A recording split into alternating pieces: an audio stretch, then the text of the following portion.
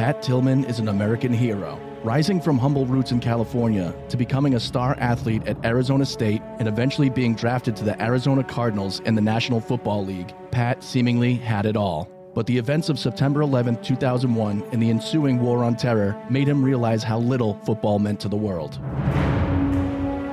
Soon after the towers fell, Pat Tillman turned down 2 NFL contracts totaling over $12 million to join the U.S. military until becoming increasingly against the war before his untimely death and before the U.S. government controlled his legacy. We separate the real Pat Tillman from the one you think you know, today on Death in Entertainment. Live from Los Angeles. 911, what is your emergency? Here in Hollywood now. 2 counts of murder, Injury and death. Oh my God! Shocking new details that has stunned the entertainment world. This makes me a little nervous. The hair stood up on my arms. Just like in the movies. What do you call this thing anyway? Death In Entertainment. Greetings, Deado Universe. Hi. Happy Thanksgiving to everybody. We are coming right out of the gate here with a very patriotic story. This is America. Yes, it is. This is true America right here. We, of course, are talking about Pat Tillman this week. But first of all, hello, everybody. My name's Kyle Ploof. And I'm Alejandro Dowling. And this week, we talk about the legend of Pat Tillman and who he actually was versus who the U.S. government wants you to think he is. And this is a long time coming. Yes, this is one of the first ones I wanted to do. Yeah. And where are we at? I'm looking at my watch. I'm like, wow, 4 years later, 3 years later? Well, you know, good things come with time. That is correct. And to those who wait. That's right. But before we get there, we do have to issue a little warning. We're going to be talking about some serious stuff with perhaps a lighter touch sometimes. Yes, this is a true crime and celebrity death, but also comedy podcast. So if you're not into that, go enlist in another show. Go fight another war. All right? Because we're fighting this one. And here we go.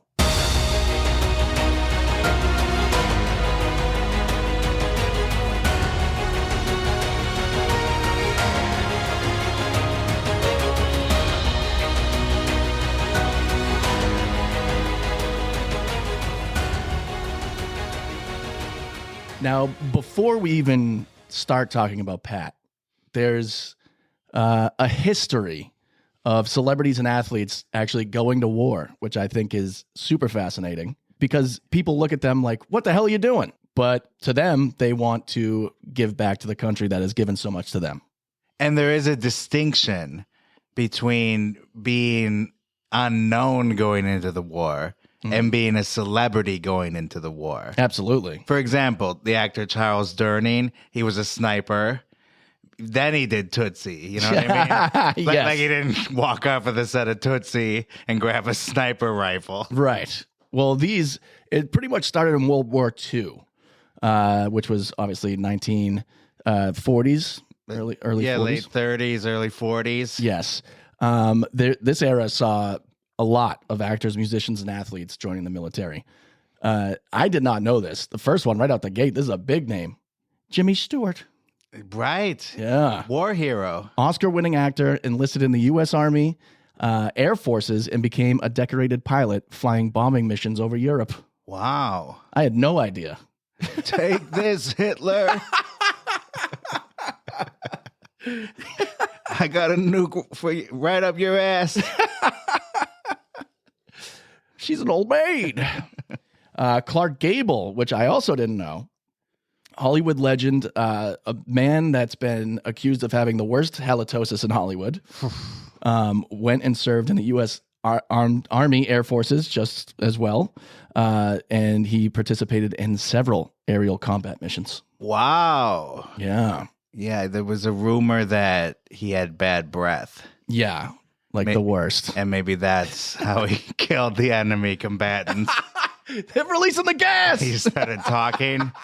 I don't give a damn. They said dropping dead.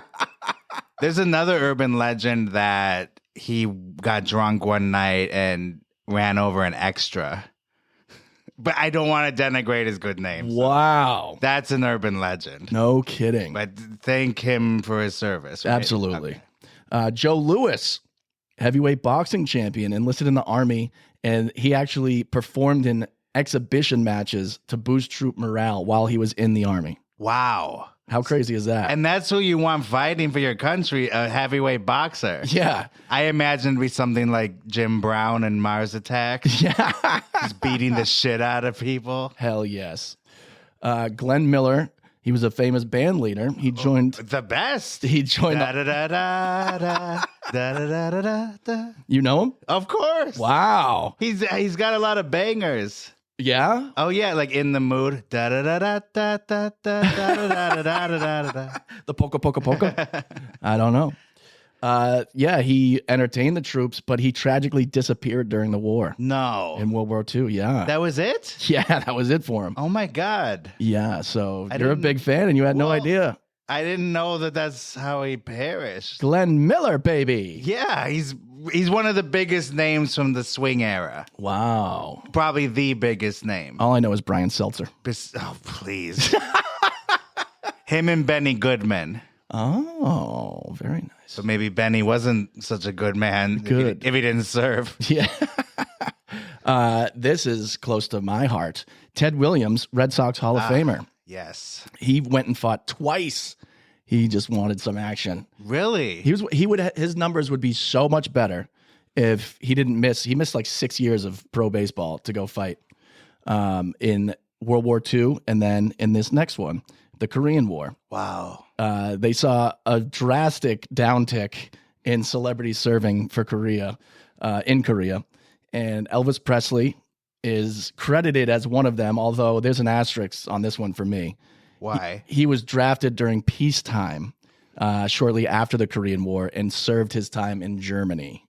But he gets credit for serving in the Korean War. Yeah, he was living in a hotel there. Yeah. Fucking an underage Priscilla Presley. Yeah, doing pills and drinking. It wasn't exactly the same as what they were going through, at Normandy Beach. Yeah. And again, Ted Williams, Baseball Hall of Famer, was recalled to active duty as a Marine pilot after serving in World War II. And they do call it the Forgotten War because it was right before Vietnam. Yes. And a lot of the movies and shows like MASH, it was about the Korean War, but then it became about the Vietnam War. You know what I mean? Yes. The Vietnam War is up next. Those are the only two. So Ted Williams is really the only one that actually did it. Right. Yeah, Elvis, it was sort of a publicity stunt. Yeah. The Vietnam War, more controversial, led to varied participation by public figures, including Rocky Blair, who was an NFL player, drafted, served in Vietnam, and returned to play football after, despite incurring injuries during the war. I read that he was in charge of a grenade launcher. Maybe. No, for sure. I have it right in front of me, actually. Oh, shit. Yeah. Like he saw some action. Yeah. And did you know that he has 4 Super Bowl rings? No, wow, that's impressive. I didn't even realize the Steelers won that many times in the 70s. Oh, yeah. They were like the Patriots Of the 70s. or the Chiefs of the 70s. The steel curtain as the defense. Yeah. Right. So yeah, he was right there. Yeah. And then they say celebrities like Muhammad Ali were on the opposite side of the fence. They opposed the war. Right. Ali famously refused to be drafted, citing his religious beliefs in opposition to the conflict. Which, Well, that's fine too. that's fine too. I mean, both sides are important. Not to have it be a cop-out, but literally, if you want to go, then go. If you don't want to, I don't think you should be forced to. Well, Vietnam is tragic because it didn't really have an end. Yeah. And nobody really won. And it didn't need to happen. In fact, it's sort of like considered that the United States lost. Yes. Just because it was such a ugly Yeah. war and so many deaths. Yeah. In modern conflicts, 1990 to present, way fewer celebrities have directly participated. But the one we're talking about today is Pat Tillman. And I can think of one. Oh, yeah? Prince Harry. Oh, yeah. Or is that another Elvis? Well, he actually fought. Yeah, he was in Afghanistan. He wasn't in Germany in some hotel. No, he actually fought. Yeah. I think this is U.S. people. Oh, I know, but Yeah. still, I'm talking about a very famous person entering. Yeah. And there's footage of him actually fighting and like shooting and shit. Yeah. So Whether or not that's propaganda, Eh, we can come to that conclusion before the end of this. well, as Tony Blair probably put it, didn't hurt. Didn't hurt. Yeah, so Pat Tillman was an NFL player, left his football career to join the U.S. Army Rangers after the 9/11 attacks. But we'll get to all that.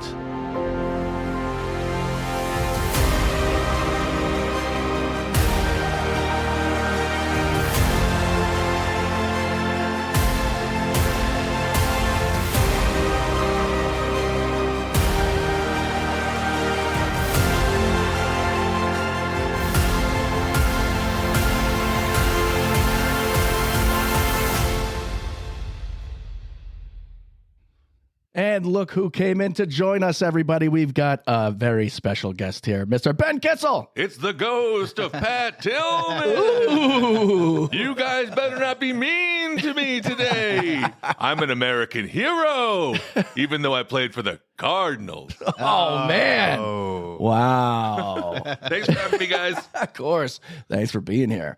Better late than never, is what I say. Story of my life. That's right. So, yes, we were talking about Pat Tillman here. Patrick and Mary Tillman were his parents. They welcomed their first baby boy, Patrick Daniel Tillman, on November 6th, 1976. They didn't So- give him the junior, though? Yeah, that's what I was just going to say the same thing. So the dad had the same name? Yeah, he did. I don't know if you had the same middle name. You have to have every name the same to be a junior. Oh, What? didn't know that. That's Yeah, because if I'm Kyle Patrick Ploof and then I have a kid that's Kyle Alexander Ploof, he can't be Kyle Jr. who says? Me. Yeah, that might make sense. They have to have every name the same, right? I don't know. I have no idea. Never heard that. We could stop the entire show again. I'm the only dad here. All right. Okay. I'm pulling my dad card. Dad card.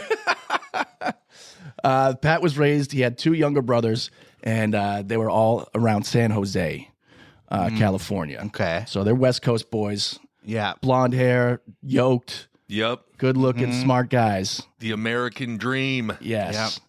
He was an avid reader. He was a very smart kid. And What did he read? Like Goosebumps? he was reading Atlas Shrugged out of the womb. Oh No my kidding. god. Dang. I remember I thought I was the coolest because I read all the Goosebumps before everyone else did. What did you have, like a direct connect? No, To get it early? Oh no, what I mean is they couldn't keep up with me. I was reading all these books. That's pretty cool. Yeah, it is, isn't it? Man, I didn't think Alejandro was so cool, but then I found out he read all those books so fast. Yeah, all the Goosebumps books. I do love the Goosebumps books. They And were R.L. great. Stein, icon. Yeah. And I'm talking about when I was in high school, by the way. Oh, very good. Imagine having that cover art first, though, and you're like showing people, like, dude, this is coming. Oh, well, yeah. Like if he was my uncle or something. Yeah. So, yeah, who knows what he was reading, but it was, probably very dense. Yes. He was a smart kid. He was a football player, which is not usually, that's not the trope. It's usually you're a dumb jock, but he was a very smart guy. Yeah, so he had looks and brains and brawn. Yes. All right. He started playing football in high school, which is crazy. A lot of people play Pop Warner and Yeah. they get conditioned to be so good, but he was already, an athlete. He was playing baseball his freshman year and he was mad that he didn't make varsity. So he quit baseball, and then his sophomore year, he's like, football, let's go. All right. Wow. So it's pretty crazy that you can just join, your second year of high school and then just get drafted to a D1 team after that. Absolutely. And he was a linebacker, like I said, in high school. He quickly became the best player on his team, and he actually led his team to the Central Coast Division I football championship. Nice. They win. I feel like linebackers are the coolest. Yeah. I always wanted to be a linebacker, but I was too not smart enough. Yeah. And then way too slow. And then, the whole thing where you have to almost be a defensive lineman and a defender Yeah. with the pass. Oh, yeah. You got to like drop back and, coverage. Exactly. Yeah. The middle linebacker specifically is like one of the smartest people on the field because they're the quarterback of the defense. So when the calls are coming in, they're the one getting it in their helmet and delegating to everybody what to do. Yeah. He graduated high school. That would be 10 years before us because he's 10 years older. So 1994. Wow. He's only 10 years older? Yeah. Okay. Yep. He was born 76. I was born 86. I was born 81. He's only 5 years older. Dang. Wow. I too could have been an American hero. You could have. He graduated high school and he got a scholarship to play football at Arizona State. I The thought Sun you, Devils. Sorry. I thought you were going to say that he graduated 10 years early, No, like when he was 8 years old or something. he did. Not It was back Doogie then. Howser.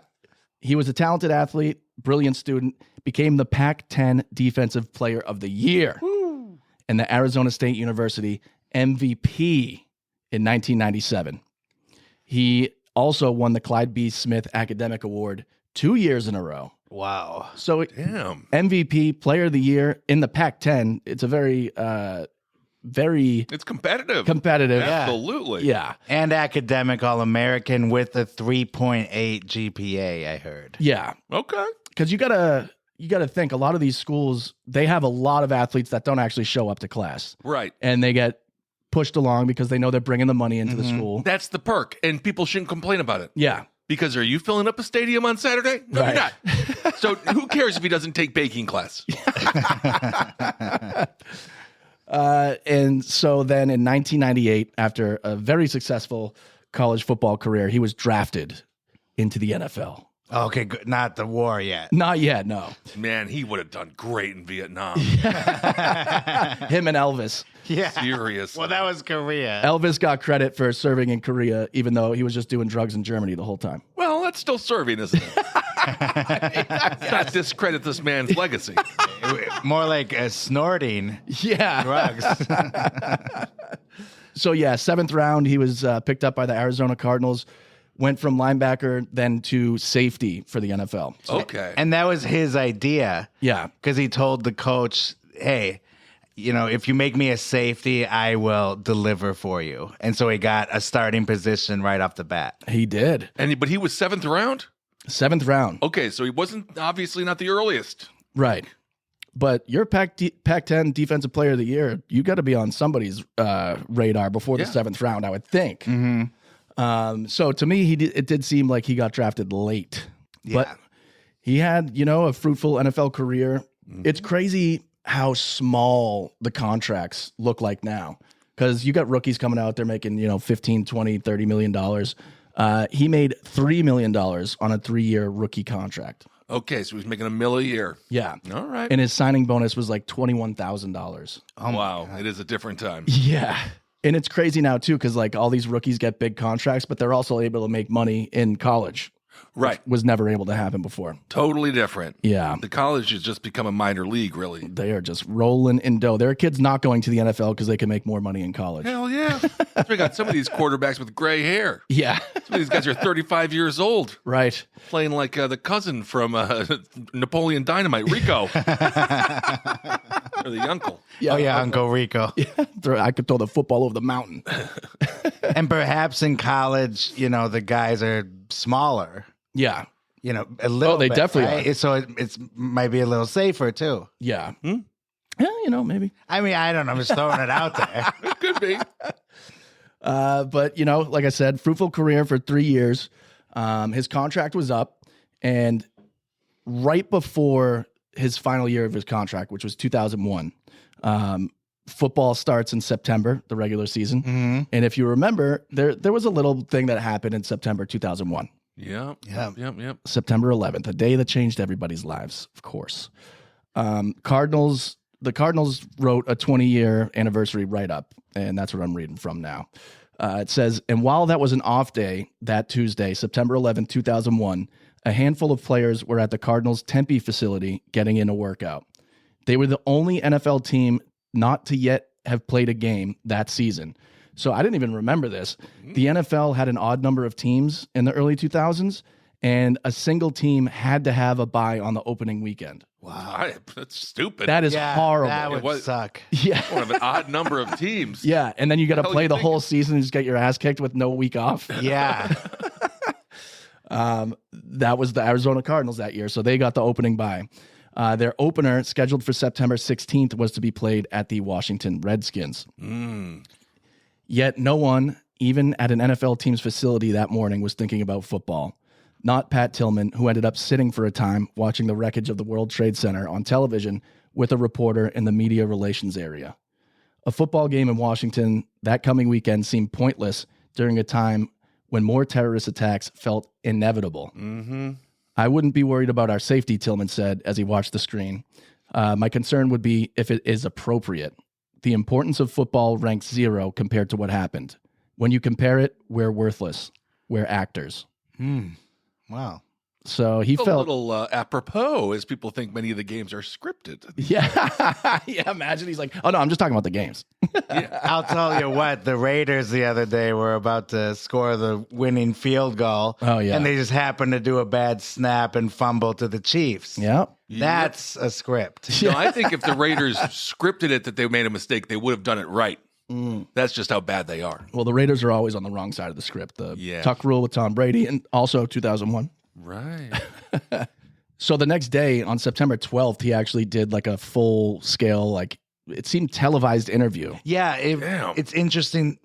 For some reason, they interviewed the entire team the day after 9/11 Yeah. to get their thoughts on the situation, which, how fascinating is that? Like, did a lot of teams do this, or was it just the Cardinals? I want to know what Brett Favre thought. Exactly. That's what I'm thinking. He was like, nobody's looking. I can steal some more money. All right, he built a volleyball gym for women. Leave the guy alone. He's got Parkinson's. Yeah, that's what he wants you to think. He has Parkinson's. I mean, CTE up the ass. Come on. So here's a snippet from his interview on September 12th. You don't realize what it gives. You don't realize how great a life we have over here. Even as athletes, we bitch and moan every now and again about this or that. And if we ever to just, times like this, you stop and think about just how, not only how good we have it, but what kind of a system we live under, what freedoms were allowed. My great-grandfather was at Pearl Harbor, and a lot of my family has given up, has gone and fought in wars, and I really haven't done a damn thing as far as laying myself on the line like that. And so I have a great deal of respect for those that have and what the flag stands for. Yeah, very, let's say, articulate. Very. Yeah. And you could hear him say the systems we live in. So he's already thinking about the bigger picture. Right. And that's something that may or may not have put a target on his back. I do remember that when 9/11 happened, on 9/12, I was like, what do the Arizona Cardinals think? Because I needed to get their opinions and their thoughts. Maybe they were for it. That's true. That's another reason why it's so interesting. They're like, well, we got a bye week. Like, fuck Yeah, the Jets. Exactly. Like, why are they interviewing football players? Well, and there was about it? that hacky joke where the New York Jets should have changed their name. Yeah. Oh. And then 9/11 last year, Aaron Rodgers comes out on 9/11, That's right. gets hurt, and then everyone's tweeting 9/11 claimed another jet.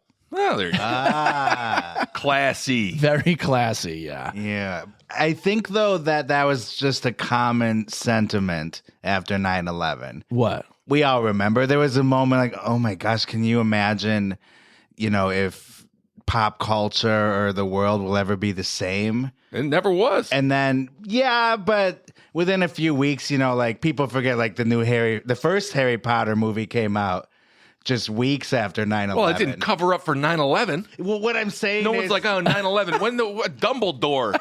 no, but I remember Dumbledore, but what the fuck happened in September? things went back to normal pretty fast. But there was Patriot a Act. Oh, moment- you're triggering me. But there's a moment that people were like, oh, how will we ever laugh again? Yeah. And then Alejandro's just like, duh, fucking Lord of the Rings, let's go. No, Harry Potter came out. And Zoolander. Zoolander is very funny. That's a 9/11 movie. All right. Yeah. Yeah, He did throw a building on the ground. that's It right. exploded. Yeah. Oh, there you go. Just another one. Like I said, 2001 was the final year on his rookie contract, and he was up for another. The St. Louis Rams offered him a 5-year, $9 million deal. Oh, dang. All right, so he's going up. Yeah, going Where way do up. I sign? That's what I would say. Yeah. He declined. What? Out of loyalty to the team that originally believed in him. So that is another thing about this guy. Yeah, that's nice. He wants to stay loyal to the people because 7th round, every single team in the league had a chance multiple times to get him. And they didn't. So he's just like, all right, fuck you guys. Right. That's also something that does not happen anymore. No, there's no loyalty to any teams. No. Please. Show But me the to money! be fair, these teams will cut your ass at halftime. So Any employer will. it's brutal. It's brutal out there. Yeah, now more than ever, it's like the book and movie Moneyball. Yeah. Like the NFL's starting to get like that. Right. Totally. People just are dropping. Yeah. He appreciated, like I said, the Cardinals were the ones to, take interest in him and actually give him a purpose and a job. Yeah. The Cardinals offered him a 3-year, $3 million deal, which he would have accepted had he not made up his mind to go fight the war on terror. There you go. Now you said it right. Yeah. Terror. Terror. And I was, I stopped wearing ripped jeans at that time. Stopped. Yeah. Why? Because it's the war on terror. Ah. Yeah, you idiots. You asked me to do this shit. Okay? In May of 2002, he and his brother Kevin both enlisted in the Army, went to basic training together, and they both completed it in September of 2002. Okay. So it's like the year anniversary. They get out and they're like, let's go fucking kill these people. Oh, my goodness. And whose idea was it? Him or his brother? Both. Yeah, but you don't have the same idea at the same time. Someone had to have been first. Well, it sounds like they have kind of a military background in their family. Well, they do, actually. Yeah. So they have another brother. So it's like he didn't go. No. I do like that guy. He's like, good luck, guys. Yeah, have fun. I got to stay back here and watch Mom. Yeah.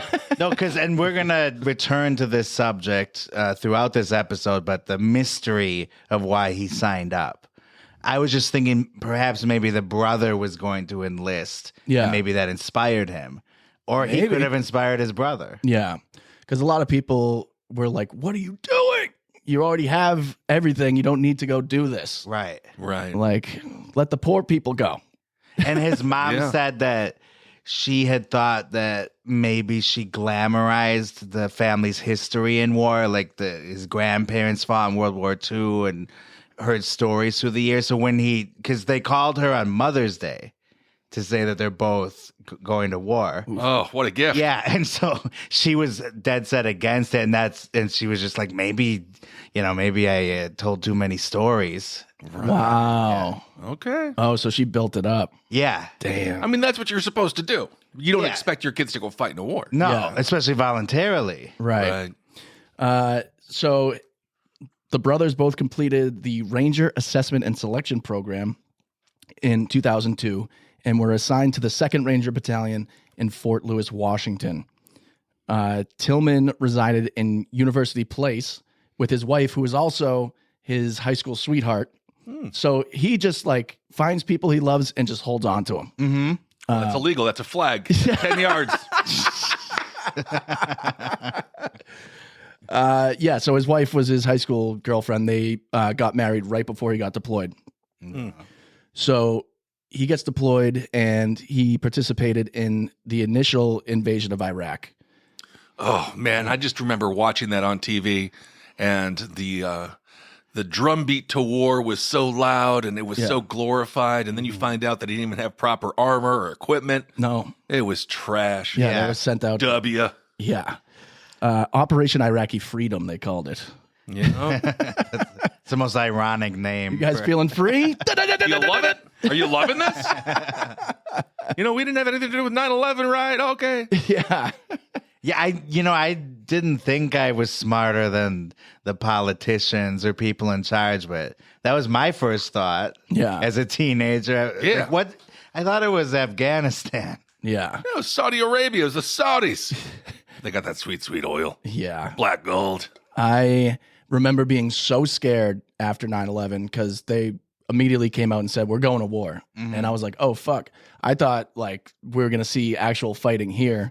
And I remember my Spanish teacher here? being like, wars don't get fought here. And I was like, what? They said we're at war. And he's like, no, they're never going to come here. Right. But I was like, but they just took down 2 fucking giant buildings. How do you know they're not going to come and nuke us or whatever? But I guess he was right because nothing else really happened. We just went. Well, domestic terrorism. We have some domestic terrorism. Yeah. It's kind of what we see. But what did you think a bunch of Afghan troops were going to come up through, the waters in New York? Yes. With knives and guns? Yeah. They had a little bit more than that. What, did you know the complexities of war when you were fucking 15 years old? Well, Wisconsin was a target too. Oh, yeah. I'm sure it was not. Oh, every cheese chalet was on lockdown. They're like, if they get our string cheese, it's over. They will not take our spotted cow. Oh, God, please don't. That would be tragic. Oh, yeah, I'd go to war. I'd sign up right now. And I was on the second floor on 9/11. Well, of the Spotted Cow Brewery? No, my high school. Oh, nice. Oh, very good. September 2003, he entered Ranger School in Georgia, and he graduated November 28th, 2003. He was deployed to Afghanistan, and he stayed on the base at Salerno. So that was after his first tour in Iraq. Yes. Okay. Which is crazy because a lot of people don't realize that he went on, 2 separate trips to both places. It's usually all my friends that either went straight to Afghanistan and stayed there and just kept recycling through the same place, or they went to Iraq and just kept getting recycled through. Damn. And I wonder if there was a little bit of relief to go to Afghanistan instead of Iraq again. Well, that Maybe was it was less going on at the that moment. time. Afghanistan was popping off. That was but not good. No, it was never good. But Iraq, though, we had just invaded, and that's what we were seeing all over the news all the time. Right. I mean, it's the same thing. I'm just saying, I don't know. Yeah.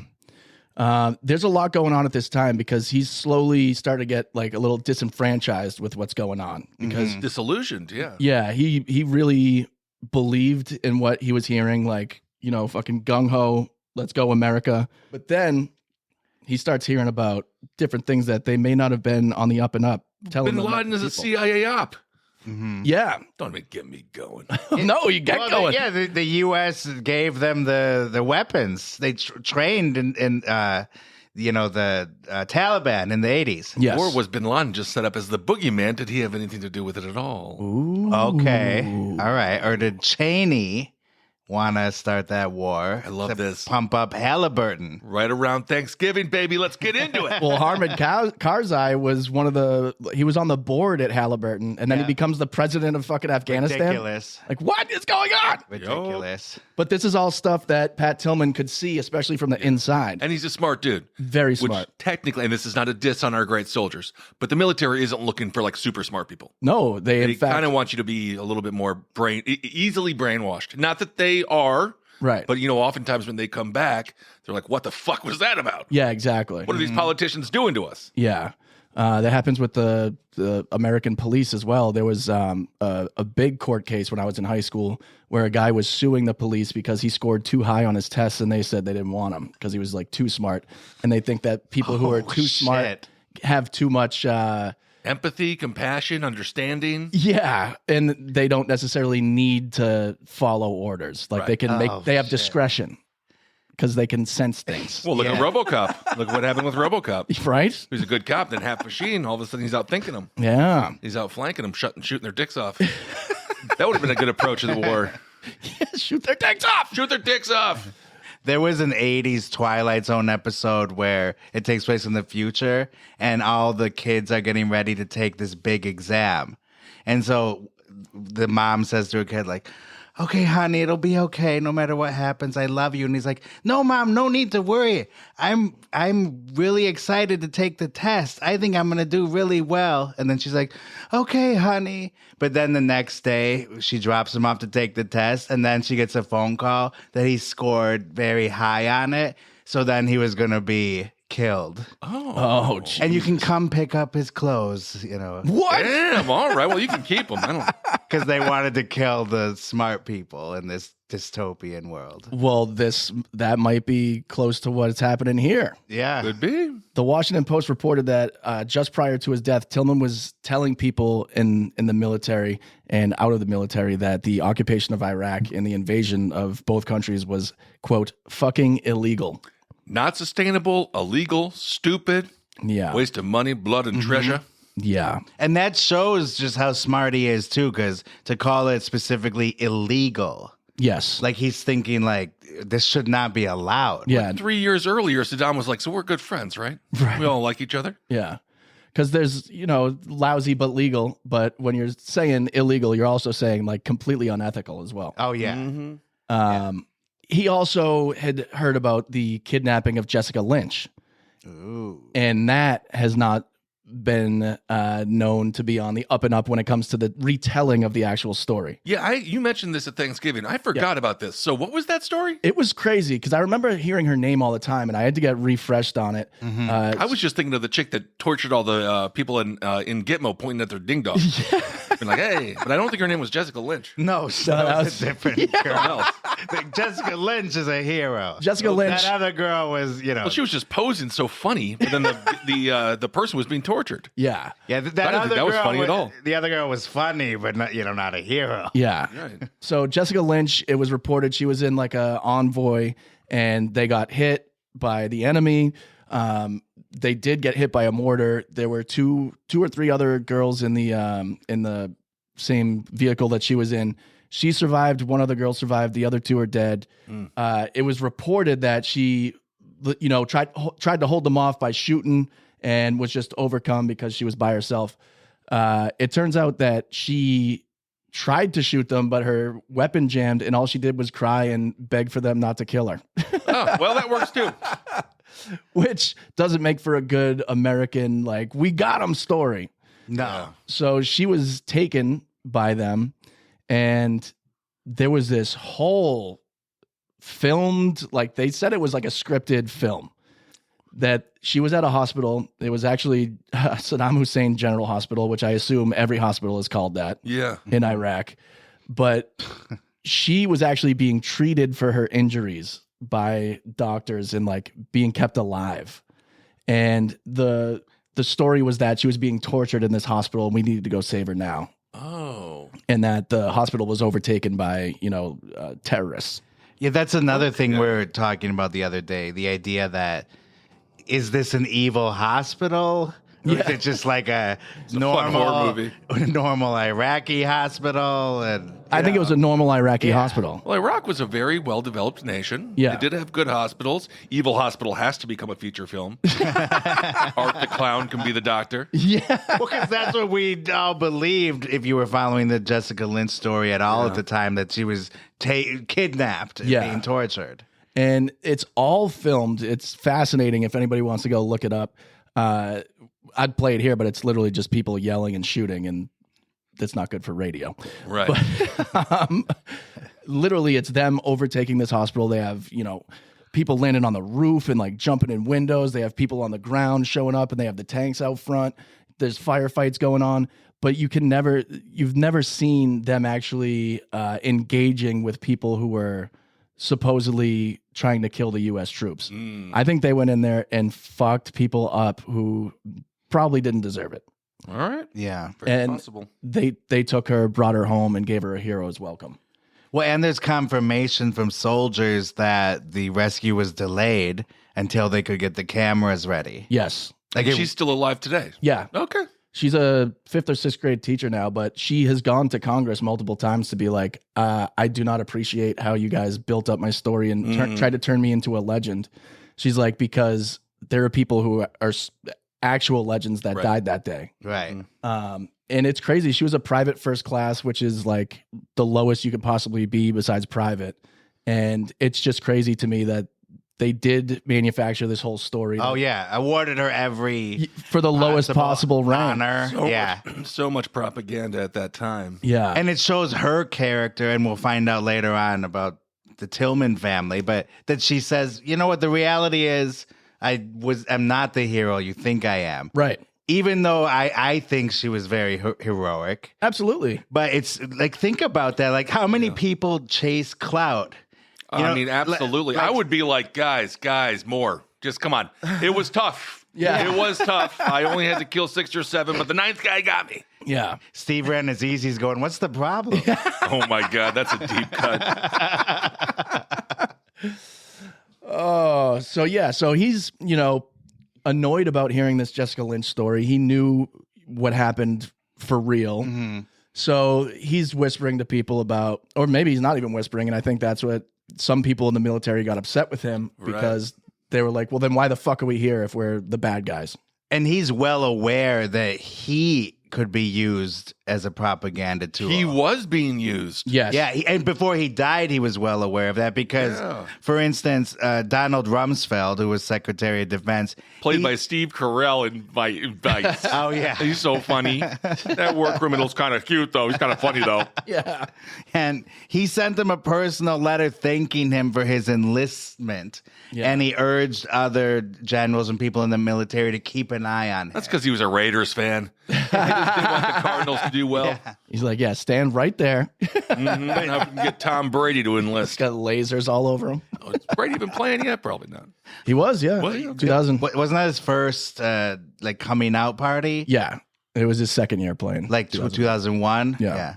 But I guess what I'm saying is, how rare is that when someone joins the military to get that kind of welcoming and that kind of coverage? Like Pat Tillman was a star, and they really wanted to use him for publicity. He could see it so much that when he was filling out paperwork before he was deployed, they actually had like a section being like, if something happens to you, do you want a decorated veterans memorial like burial? Yeah.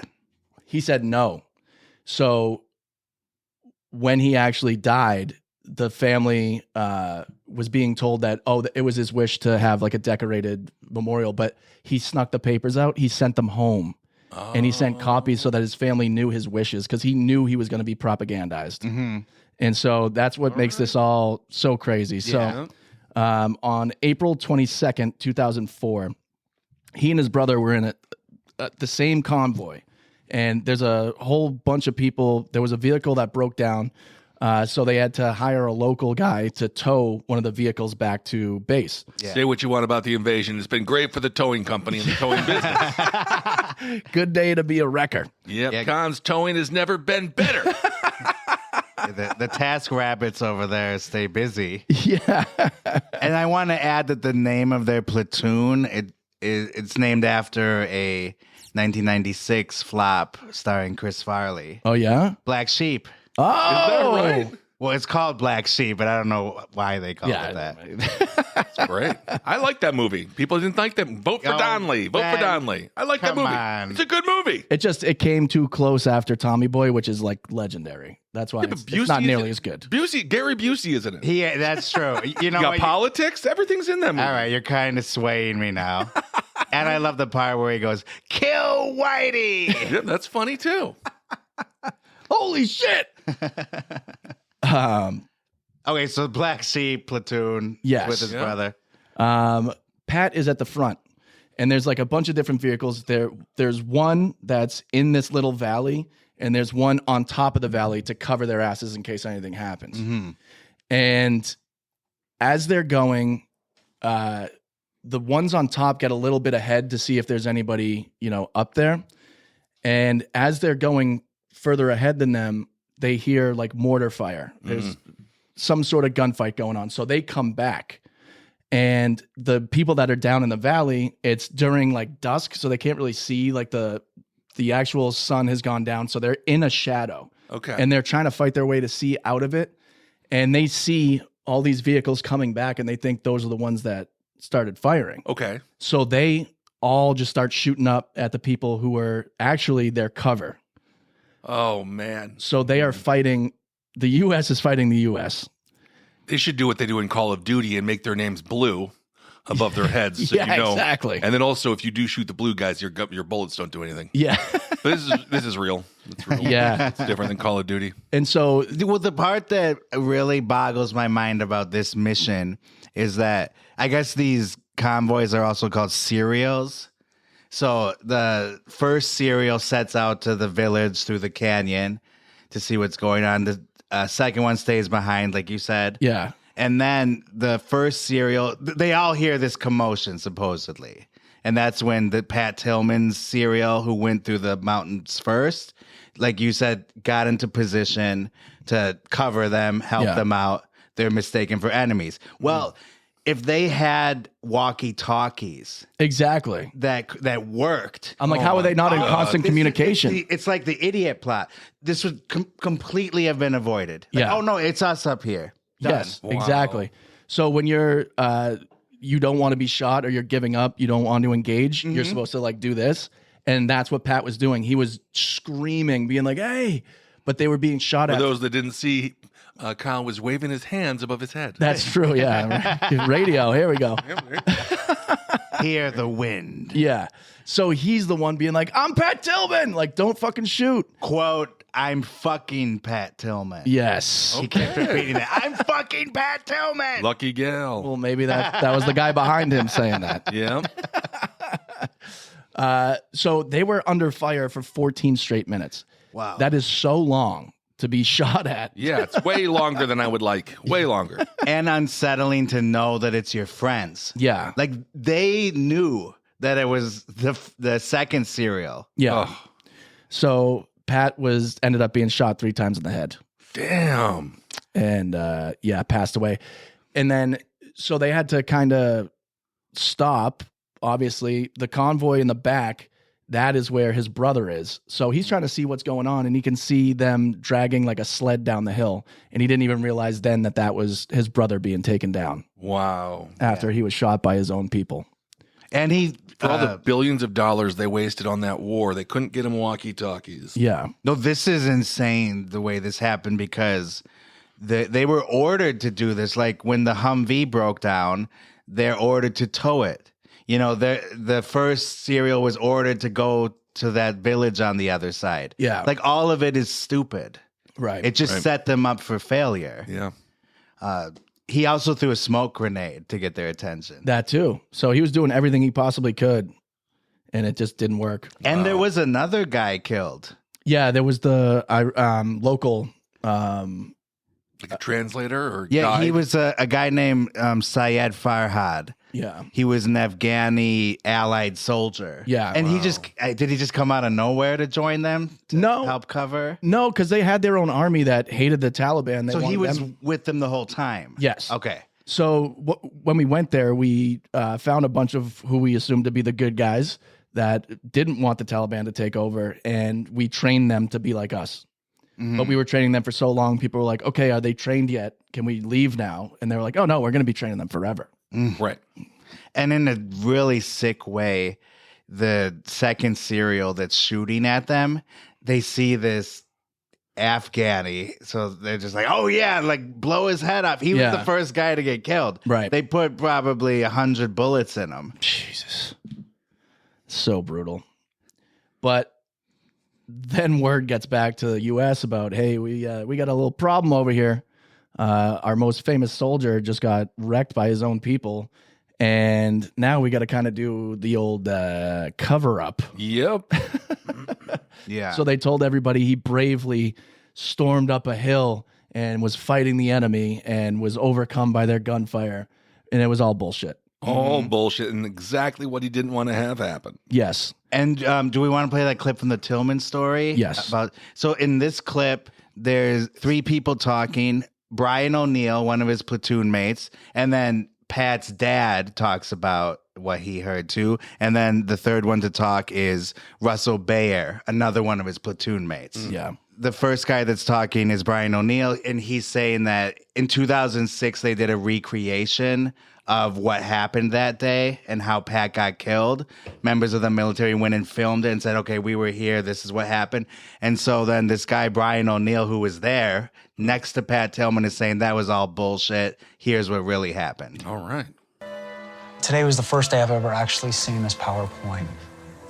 It's really interesting to see from this perspective now.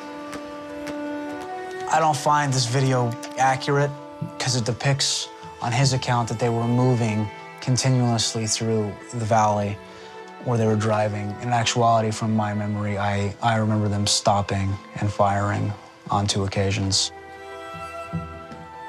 What he's saying here is a complete lie.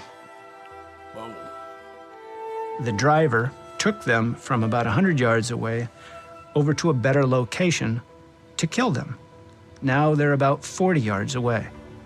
You know, they stopped and then drove forward and then re-engaged us, dismounted, and then started re-engaging us again. At that point, I thought we were all gonna die. Damn. That sucks. Yeah. That's brutal. That third guy that spoke, Russell Baer, he went on to say that he had a thought holding his gun that he could easily just shoot everybody dead down there and was like seconds away from doing that. Like kill or be killed. I mean, that's what it is, but when you know what's happening and the other people don't, they said that it was complete incompetence on the bottom, the people who were in the valley. Yeah. They didn't have clear enough, they didn't have good enough superiors to be like, oh shit, we can see them saying no. Got you. And know that those are the people that are helping us. Well, again, it's the simplest thing. Like, how can they not communicate with each other when they're not even that far away? If only there was a thing like a flag, you know, like Anything. like wave Oh a flag God. that's like American flag. They'd be like, oh, those are Americans, but we don't have that. We don't have that yet. And we also have a clip of his actual eulogy. And there's someone who gives the false story at his actual Oh funeral. my God. If you're the victim of an ambush, there are very few things that you can do to increase your chances of survival. One of which is to get off that ambush point as fast as you can. One of the vehicles in Pat's convoy could not get off. He made the call, he dismounted his troops, taking the fight to the enemy uphill. This gave his brothers in the downed vehicle time to move off that target.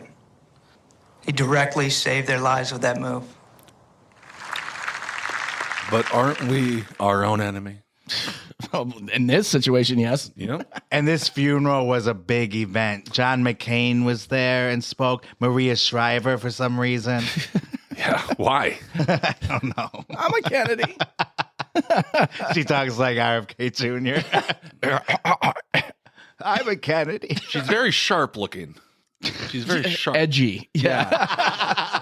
Lots of edges. Yeah, like a mountain. A lot of people want curves. She's got edges. She really does. His brother Richard, he was the only one that seemingly spoke honestly that day. The one that didn't enlist. Exactly. Oh, okay. So we got a clip of him talking here. I didn't write shit because I'm not a writer. And like we said, this is in front of like John McCain and like all these famous I love politicians. Richard. I love Richard. He's like, I didn't fucking go to that war. I didn't write shit. Yeah. And also, we forgot to mention that contrary to what everyone believed about Pat Tillman, that he was all pro-war, which he thought it was fucking illegal, as he put it, he was also a devout atheist. Yeah. I didn't write shit because I'm not a writer.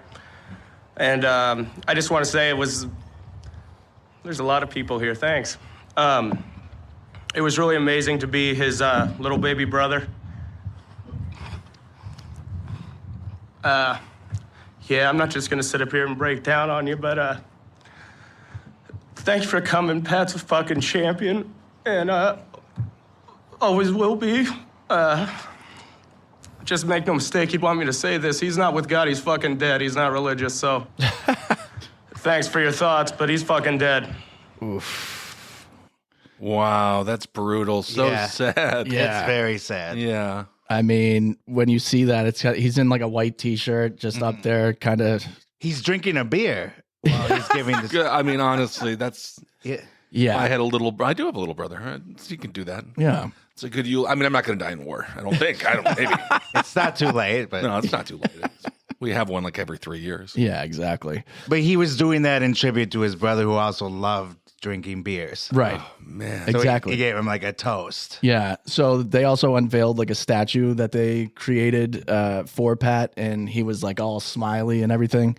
And their family started posting pictures of him like chugging beers and hanging out with people. And like, if you're going to fucking show him smiling, you might as well put a beer in his hand and fucking show the real Pat. Yeah. So I love their family. They're they're awesome. smart, fucking strong people. So sad. That little brother. That's sad. It's very It sad. is. But it's so great that Pat had the foresight to know that they were going to do this to him. And the fact that he smuggled home the papers saying that he didn't want the friggin' hero's welcome coming home. He didn't want the bullshit. He didn't want all the decoration and the lies. Yeah. They destroyed Pat's uniform, his body armor, his helmet, and his diary. Yes. Which, what the fuck is that about? Folks, I got a conspiracy here. Was it on purpose?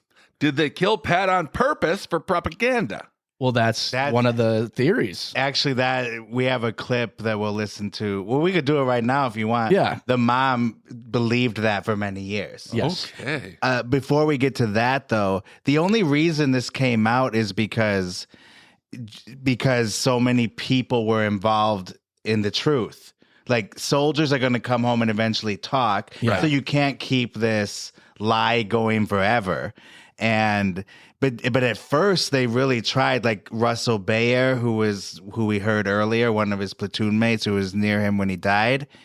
He had to fly home with Pat's brother, Kevin, and not say a word to him the entire time because he was ordered not to tell him what happened. Yeah. Oh. And then he had to lie to Pat's family afterwards. Yeah. And then the final step that broke the story basically is that the coroner wouldn't sign the autopsy. Yeah, exactly. Because Pat clearly didn't die in enemy fire. Right. Wow. So that's why it came out. And then the family, ever since that moment, when they realized how much they were gaslit and lied to, they've been in a fight with the military, with the government. This goes way high up. Yeah.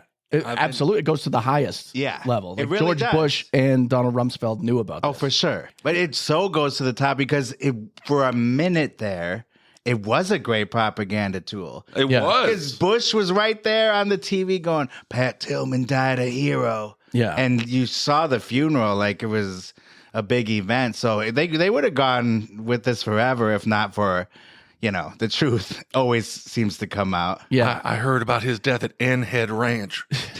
Remember that? Yeah. And so here, the mom was interviewed, and ESPN did a recent documentary on him. So this is from that. Okay. Danny Tillman says that for years she was a kind of conspiracy theorist and actually believed that the Army had orchestrated her son's death. I thought that they planned to have him killed. I thought because he was speaking out about what, he was unhappy about things, that they thought, well, he's not being a benefit to us. And it's because the pile-on of lies was so outrageous that all we could think is, well, they've got to be covering up something worse than an accident. Like, why would they go to this trouble to cover up a mistake? Yeah, absolutely. Because they could get more people recruited if they had this guy who was like so cool and gave up everything. You can do it too. But to her point, he's better to them at dead. Yes. Because then he can't, pontificate about the morality of the war.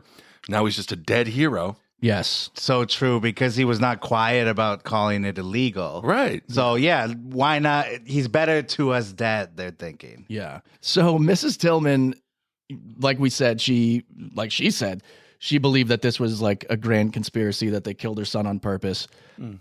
One of the reasons that she stopped believing that is because there's one guy that came out and said he is the one responsible for killing Pat Tillman. Jeez. Many years after the fact. Something to brag about. Yeah. I guess so. He's got some words here.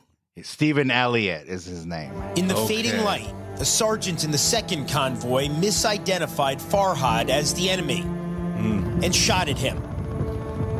3 other Rangers in the same vehicle, including Private Stephen Elliott, then fired as well. There was a figure, and you just see muzzle flashes. He's over here to the right of us by, 70, 80 meters. And you couldn't tell if he was shooting at you or what he was shooting at, but he was definitely standing up and shooting. It couldn't possibly be anybody other than a bad guy. Because in my mind, the idea of there being friendlies anywhere around us on that ridgeline would have been as foreign to me as, one of my relatives being on that ridgeline. It would be an impossibility. Uncle Gary? What the hell are you doing out here? They got super cheap flights. Yeah, I heard it was Spirit Airlines. Yeah, it was great. Look at it's my Aunt Mimsy. What the Hey, hell are you doing out there? got the potato salad I love? Oh boy. Wow. I just don't understand how the people on the bottom didn't know the people on the top were there to protect them. Still don't get it. But this guy always just seems too happy to be there. Yeah, if And, you like- could see him talking, he does have a weird affect where he starts off every sentence with a millisecond smile. Yes. Weird. It's very odd. He went on Tamron Hall and he's like, thank you so much for having me. Like, smile ear to ear, talking about how he killed Pat Tillman. Wow. And he made the rounds. He's been on Fox News recently. Obviously, this ESPN doc. Yeah. Great for my credits. Yeah, I'm like, I don't. If you were the guy that possibly did, there was a bunch of people who were shooting up there. How do you know? I it's you? did it. All right, I did it.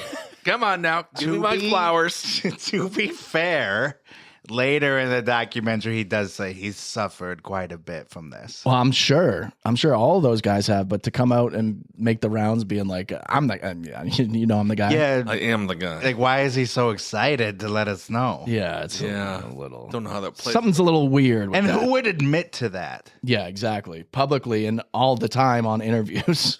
Yeah. Anyway, not to besmirch his name, but No. something is a little weird with that. Yes. That's all I'm saying. And he kind of looks like Donald Trump Jr.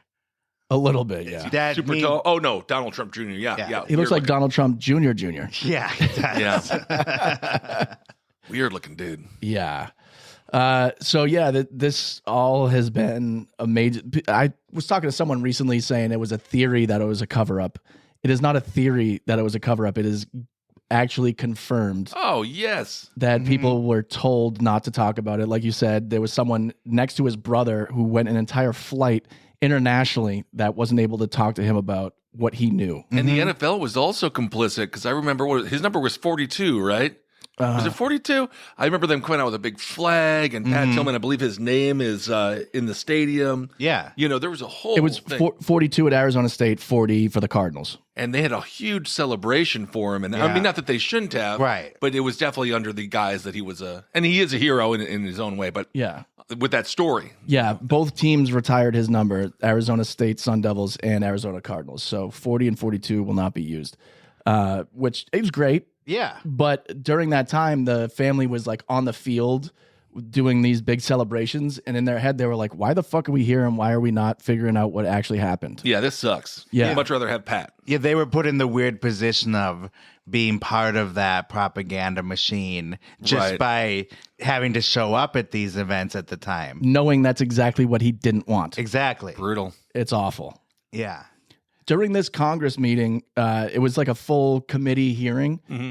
Jessica Lynch spoke during it, saying that's when she said, I don't know why you guys are trying to prop me up as like this hero. Okay. She's like, I know you're doing the same thing with Pat Tillman, and it's wrong.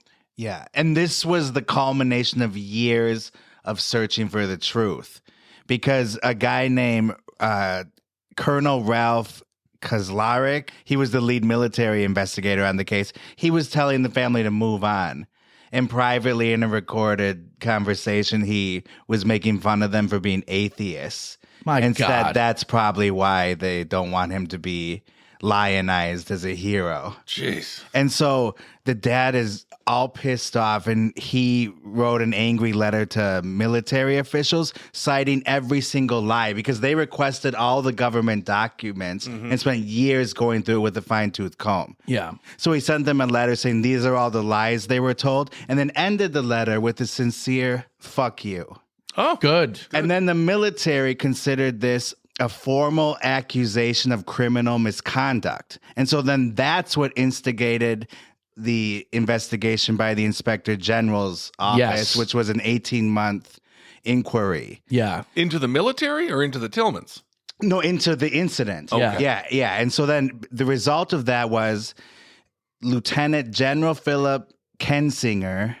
He was the leader of the 75th Ranger Regiment that what Pat Tillman was part of. He became the scapegoat. Yes. So they blamed him fully for it. And coincidentally, he had recently retired. Yeah. Ah. So they kicked him real good. Yeah, so they said, oh, this is the guy that, started the cover up. And they stripped him of his third star. Yes. Yeah, so they took away some of his accolades and just used him like they used Pat in the opposite way. They used him as the fucking scapegoat, and they were like, this is on you, even though they all knew, every single one of them.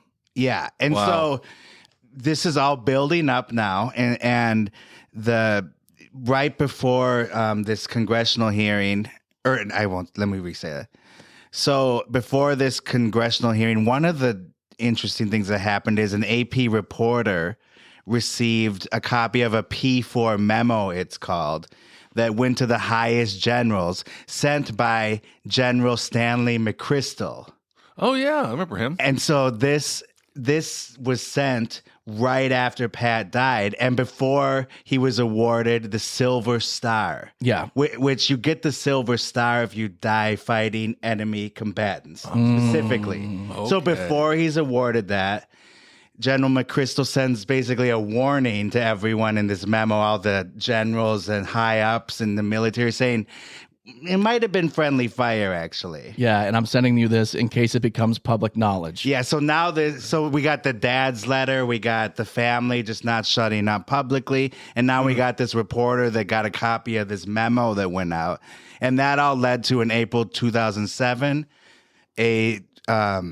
this congressional hearing because of all the new evidence. Yes, and it was the House of Representatives held this hearing to determine whether there was a cover-up. On the Hill. Oh, exciting. Here we go. Mr. Secretary, thank you for being with us today. How and when did you learn that Corporal Tillman had been killed? I don't recall precisely how I learned that he was killed. Donald Rumsfeld, the fucking most slithery snake. Oh, he's such a snake. Oh my God, I hate this guy. This is the guy who came out on September 10th saying, I think we lost like $3 billion and then 9/11 happened the next day. Or $3 trillion, sorry. Okay. Before he did so, were you aware that President Bush was going to reference Corporal Tillman in a correspondence dinner speech on May 1st? No. Bullshit. And so all the generals said that at this hearing. They're all asked, when did you know about this? Right. Like, why did you let this lie, permeate the culture? They're all like, you know what? I was CC'd on the memo, but I didn't see it. Right. Do not recall. Do not recall. That's all they fucking said. Yeah, and the Tillman family's just rolling their eyes at this point. They were laughing in the background. Yeah, because it's so absurd. Such bullshit. Yep. And yet that worked because that's it. That was That was the end of the line for the investigation. They knew at that point, they were all taking the cop out of I don't recall. There's no way to prove any of this, that how big the cover up was really then. Yeah. And that's what happens. It happened in the Karen Reed trial in Massachusetts. They're saying, You've done it again. What do you think about this? And then all of them say, brought in Karen Reed. I do not recall. The shoehorn is unreal. Do not recall. What does this have to do with Karen Reed? Do not recall. All right. I don't recall what it has to do with. No, it has to do with anytime there's a cover up or a conspiracy, which I believe there is in the Karen Reed case. They said, I do not recall. And one of the lawyers was like, is there something wrong with your memory? Because everyone was saying it. And that is like the easy cop out that even lawyers tell you to say. Absolutely. If you're guilty of something. Ben, he's proud of the case, all right? I know, Yeah. very proud of Can you blame him? I know. I can't blame him for that. No. So yes, it was very distressing to see all these guys who are the highest up, should be the most trusted in the country, completely abuse their power and ability to evade responsibility. Absolutely. Rumsfeld sucked. Yeah. Yeah, I said it. Yeah. Yeah, I said that. Louis C.K. actually, when he was on Opie and Anthony, Donald Rumsfeld called in.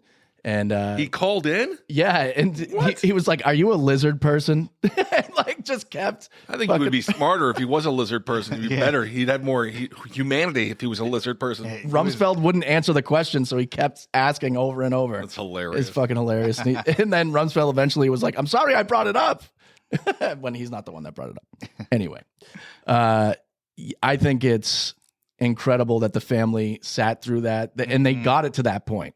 Oh, yeah. I love the Tillman family. Yeah. They really, lesser people would have just accepted it, moved on, not even thought about it. But they wanted the or truth. profited off of it. That's and true too. kept up the lie because you got a movie, you got a whole bunch of stuff you could do. I mean, Yeah. the lie. There's a lot of money in that lie. Oh, for sure. And that's the biggest question that they always got. Like the mom would always be asked, why don't you just let your son be a hero? And she's like, well, because he was human. Yeah.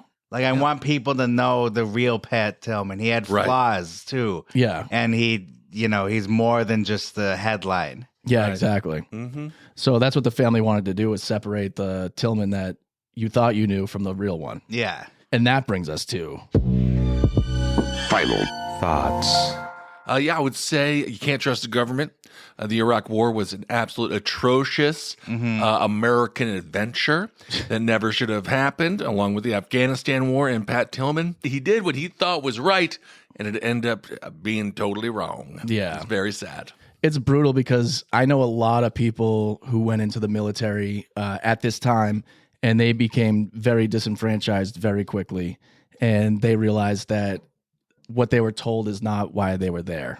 Absolutely. And so the fact that, this happened, so unfortunate. It drives a lot of people crazy because he could have just accepted $1 million and rode off into the sunset and had his family taken care of. But he wanted to go. The one thing that we didn't say is that he actually was scheduled to have a peace talk with Noam Chomsky after he got out of the military.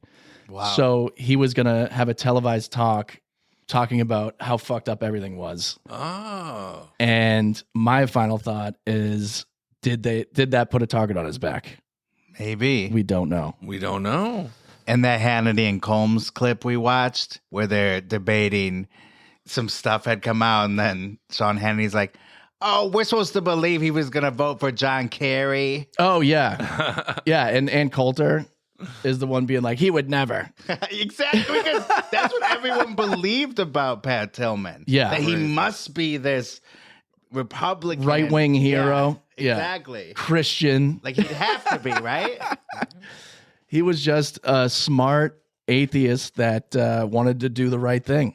And he never said the reason he enlisted. He always maintained he wanted to keep that private. Because Wow. there is something also here that we didn't mention, that he almost didn't go back for his second tour, which would have saved his life. Yeah. Because he was so disillusioned, and he was approached by his agent saying that he'd be eligible to get out and that the military was going to allow him to be immediately discharged with honors. And that he could return to football that fall. And so he had a talk with Coach Dave McGinnis, who was his coach with the Cardinals. Yeah. But then he stopped and said, no, I made a commitment for 3 years, and he was going to honor that. Yeah. He was very, very loyal to what he said. He wanted to keep his word, and he wanted to, give back to the people who always believed in him, which is, Yeah. And also based on that conversation, Dave McGinnis says he does believe that Pat Tillman wanted to play again someday when he got back. Wow. And then his brother Kevin stayed on serving after his brother's death. Damn. So he honored the commitment to the very end, despite that traumatizing. And it's not just a normal traumatizing incident. No. You're on the world stage with it. Being told what you believe is not the truth, even though it is. Yeah. So, yeah, my final thoughts are, Pat Tillman, he was a hero. I mean, he died trying to help, because this is the murky part. I don't know what that commotion is that set this whole thing into motion. Yeah. Where they both thought there was some kind of enemy combatant nearby. There's no proof that there was. Exactly. There's no definitive proof that they were actually under attack by anyone other than themselves. Someone might have even accidentally discharged a weapon, and that's what they thought was an enemy combatant. That being said, Pat died thinking, he went to the top of the hill because he thought that he was covering for his platoon mates. Yeah. So what's the difference? I mean, he's a hero. Absolutely. Sometimes it's the man in the mirror. Yeah. All right. Yeah, so very fascinating guy. And I think you have one of the most fascinating theories about it all, though. Oh, true. Okay. Yeah, I guess it's a good time to say it. As your final thought. Why did he enlist? That's just the age-old question. He kept that a secret till his death. His family has kept that a secret. The real reason. I think perhaps, besides being a patriotic hero, of course, that he may have wanted to become a congressman someday. A life in politics. Yeah. Oh, could be. After. Because it doesn't make sense. There's never been... You can't compare this really to anything. It's so rare, right, that someone in his position would do this voluntarily. Yeah. But especially for that war. Yeah. You know, like for Bush, for Iraq. Like, goddamn. So, Pat, we salute you. R.I.P. Pat Tillman. You've got mail. We got a mailbag. Oh, mailbag. All right. We got a 5-star review here from Bailey Jackson saying, listen and you won't regret it. I've been binging this podcast on and off the last couple months. The humor is crazy. And I always learn something which comes in handy at pub quizzes. Oh. People getting smarter listening to this shit. Wow. There you go. We're winning $20 gift certificates. That's a lot. I can't wait to hear more. I couldn't recommend this podcast enough. Cameron from New Zealand. Thank you. Very nice. Honored. New Zealand. Very nice. There was another one, 1-star review. Good podcast, crybabies from the election results. Go cry harder because Kamala lost. Unfollow. Okay. When did we never anybody or sound upset about the results? All we said is we hope everybody's doing okay. Yeah, and I mentioned that Death and Entertainment is a place for everybody. Exactly, and apparently JJ Teddy 1982 did not appreciate that. All right. So see you later, pal. Can't make them all happy. I know, but what we can do is point people to our YouTube, Instagram, Spotify, Apple Patreon. Podcasts, Patreon.com/Death and Entertainment.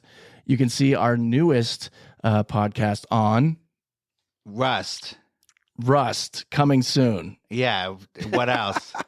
Rust, the movie? Yeah. That had that woman killed? Yes. Update on Rust. And then the Henry Winkler, of course, we did recently. Henry Winkler talking about the death of Poltergeist actress Heather O'Rourke. A lot of good stuff on the Patreon. So Exactly. don't be a stranger. $5 or $10 a month to support, pay the bills, keep the lights on around here, and I think that's about it. So, And Ben, don't you be a stranger either. Yeah. I won't be, boys. Thanks for having me, guys. of course, thanks for Always. coming. And until next week, Don't go dying on us. bye-bye. You have just heard. A true Hollywood murder mystery. I have never seen anything like this before. The movies, Broadway, music, television, all of it. A place that manufactures Nightmares. Okay, everybody, that's a wrap. Good night. Please drive home carefully and come back again soon.